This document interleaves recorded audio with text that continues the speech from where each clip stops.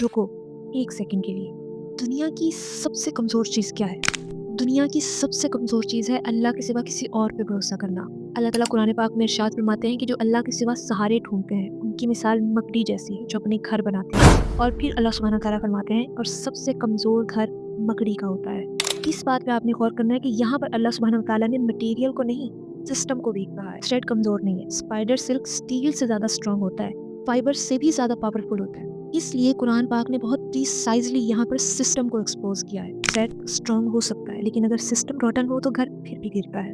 और यहाँ पर कुरान की एक्यूरेसी देखिए कि कुरान ने स्पाइडर के लिए फेमिनिन वर्ड यूज़ किया है, क्योंकि आज साइंस में बताती है कि मकड़ी का जाला फीमेल स्पाइडर बनाती है, मेल नहीं। इतनी एक्यूरेसी तो खालिक और मालिक की किताब नहीं हो सकती है। सुभान अल्लाह।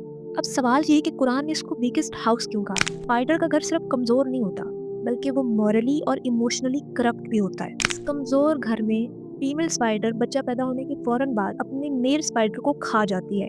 कभी माँ बच्चों को खा जाती है, कभी बच्चे माँ को खा जाते हैं। इस घर में मोहब्बत नहीं होती, रहम नहीं होता, सिर्फ एक कानून होता है, जो फ़ायदा देगा वो जिंदा रहेगा, जो कमज़ोर होगा उसको ख़त्म कर दिया जाएगा। तो होगा ना ये सबसे कमज़ोर घर। मुझे जीतना चाहिए, भले ही तुम हार जाओ। मुझे कंट्रोल चाहिए, भले ही तुम जानवर बन जाओ। मुझे अपनी ख्वाहिश पूरी करनी है, भले ही तुम्हें धोखा देना पड़े। मुझे अपना मतलब निकालना है, भले ही तुम्हें इस्तेमाल करना पड़े।